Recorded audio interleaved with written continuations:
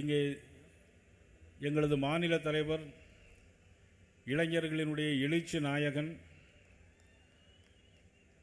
நமது நடைபயணத்தின் மூலமாக நாடே வைத்து பார்க்கின்ற அளவிற்கு தென் மாவட்டங்களில் மட்டுமல்ல,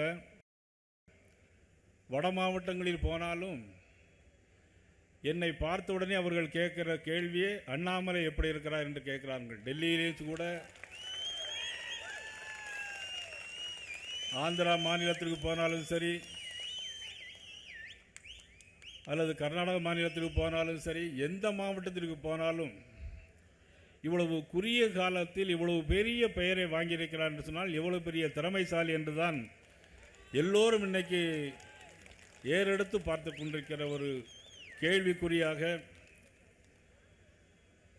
அரசியலில் மிகப்பெரிய மாற்றத்தை உருவாக இருக்கிற மாபெரும் தலைவர், நான் மதிக்கின்ற அன்புக்குரிய தலைவர் அண்ணாமலை அவருடைய பேச்சை நிச்சயமாக கட் பண்ணாமல் பத்திரிகையாளர்கள் நிச்சயமாக போடுவார் என்று நான் நினைக்கிறேன். ஏன்னா சட்டமன்றத்தில் நான் என்ன பேசினாலும் பேசும்போது டிவியில் தெரியுது, அதுக்கப்புறம் டிவி ஆஃப் பண்ணிடுறாங்க. அது டங்ஸ்டன் விவகாரமாக இருந்தாலும் சரி, ஸ்டெர்லைட் விவகாரமாக இருந்தாலும் சரி, எந்த விவகாரமாக இருந்தாலும் சரி, என்னென்னா பேசும்போது காட்டுறாங்க, அதுக்கப்புறம் ஃபுல்லாக கட் பண்ணி விட்டுறாங்க. ஆனால் இங்கே பத்திரிகையாளர் எதையும் கட் பண்ண முடியாது. ஏன்னா இங்கே நம்ம சபாநாயகர் இங்கே இல்லைங்க.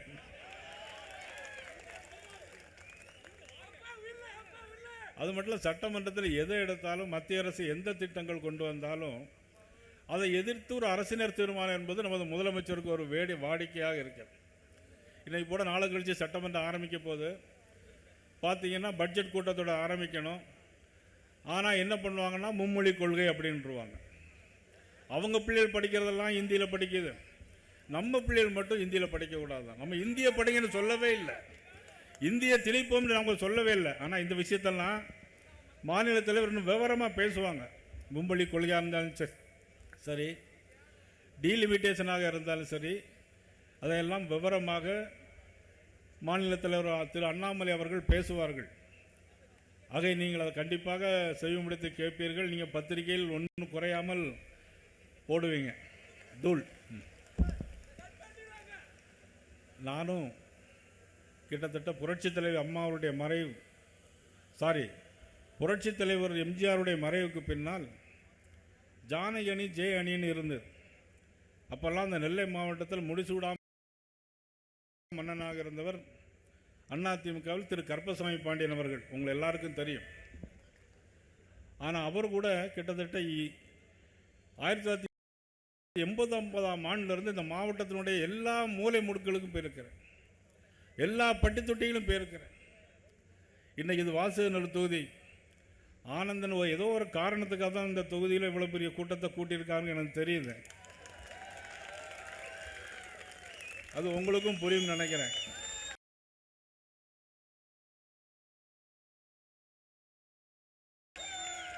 ஏற்கனவே ஒரு வாய்ப்பு கொடுத்துருக்கலாம், அது நல்லதுக்கு தான். எல்லாம் எதுவும் நடந்தால் நல்ல நன்மைக்காகத்தான் நம்ம எடுத்துக்கொள்ளணும். அதனால் இது நல்ல தவறி போனது நல்லதுக்கு, வர்றது நல்ல எதிர்காலமாக அமையும். அதனால் ஆனந்தன் ஒரு காரணமாக தான் அந்த கூட்டத்தை இங்கே கூட்டியிருக்காரு. அவருக்கு என்னுடைய வாழ்த்துக்களை நான் இந்த நேரத்தில் தெரிவித்துக் கொள்கிறேன். ஏன்னா வாசநல்லூர் தொகுதி இருமங்குளம் தாண்டி வீரியிருப்பிலேருந்து ஆரம்பித்து ஈச்சம்பட்டம் புதுலேருந்து ஆரம்பித்து புளியங்குடி, நேரே சிந்தாமணி, புளியங்குடி, அப்படி நேர ராயகிரி வர போகும், சிவகிரி வரைக்கும் போகும் வாசநல்லூர் தொகுதி. ஆக இந்த தொகுதி எப்பொழுதுமே இன்னைக்கு நேற்றல்ல. நான் சொல்ல வந்த விஷயம் என்னென்னா, 1989ஆம் ஆண்டிலிருந்து இந்த எல்லா இடங்களிலும் சுற்றுப்பிரயாணம் பண்ணியிருக்கிறேன். அதிமுகவோடு பல்வேறு கட்சிகள் கூட்டணியில் இருந்தது. 98 கூட பாரதிய ஜனதா கட்சியுடைய பாராளுமன்றத்தில் கூட்டணியில் இருந்தோம். பிறகு 99 கூட்டணியில் இல்லை. ஆனாலும் என்ன நடந்தது அப்படின்னா, இவ்வளோ பெரிய கூட்டங்களை நான் எங்கேயுமே பார்த்தது கிடையாது என்னுடைய அரசியல் வாழ்க்கை வரலாற்றில்.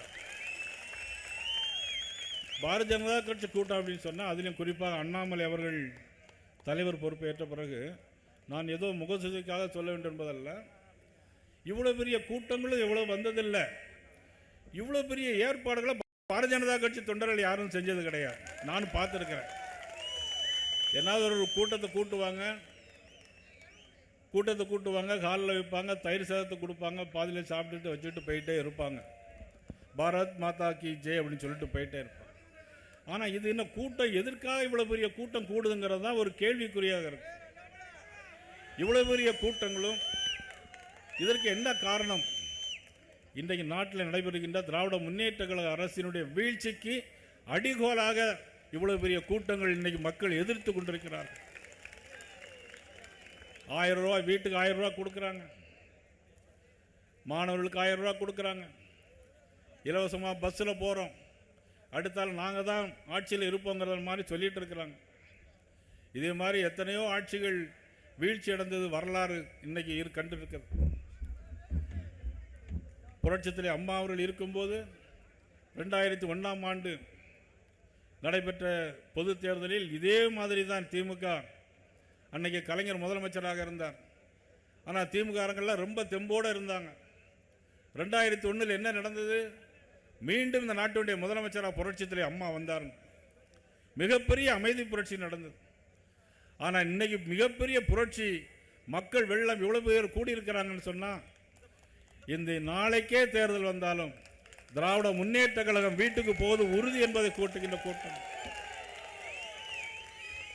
நிறைய பேர் பத்திரிகைகள் நிறைய பேர் பாரதிய ஜனதா கட்சி எங்கேயுமே தமிழ்நாட்டில் போடுறதில்லை.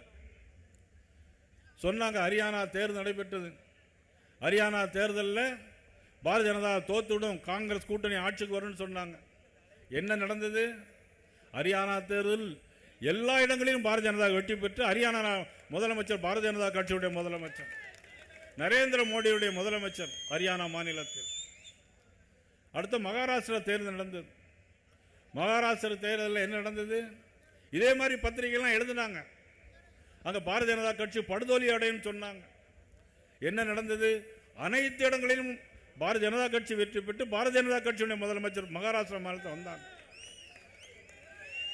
ஏன்? டெல்லியில் கூட அரவிந்த் கெஜ்ரிவால் முதலமைச்சராக வருவார்னு நினைச்சிட்டு இருந்தாங்க. டெல்லியில் ஒரு இடம் கூட காங்கிரஸ் கட்சி ஜெயிக்கல, ஒரு இடம் கூட காங்கிரஸ் கட்சி. பாரதிய ஜனதா கட்சியுடைய முதலமைச்சர் இன்னைக்கு டெல்லியில். இதே மாதிரி நிலைமை தான் தமிழ்நாட்டில் இப்போ வரப்போகுது. இதே மாதிரி நிலைமை தான் தமிழ்நாட்டில் வரப்போகுது. அதனால் பாரதிய ஜனதா தொண்டர்கள் எந்த சலசலப்புக்கு அஞ்சாமல் பொதுமக்கள்கிட்ட போய் மத்திய அரசுடைய திட்டங்கள் எல்லா திட்டங்களையும் சொல்லுங்க. நிறைய திட்டங்கள் கொடுத்திருக்கிறாங்க. அனைத்து திட்டங்களையும் சொல்லி 2026 செயின்ட் ஜார்ஜ் கோட்டையில் பாரதிய ஜனதா கட்சி தலைமையிலே அங்கு ஆட்சி அமையும் என்பதுதான் நம்முடைய ஒவ்வொருவருடைய எண்ணமும் செயலுமாக இருக்க வேண்டும் என்று உங்கள் அனைவரிடமும் பேசி மீண்டும் இதே ஒரு சந்தர்ப்பங்களை சந்திக்கிறேன். நீங்கள் எல்லோரும் அண்ணாமலை அவருடைய பேச்சை கேட்பதற்கு ஆர்வமுடன் இருக்கிறீர்கள்.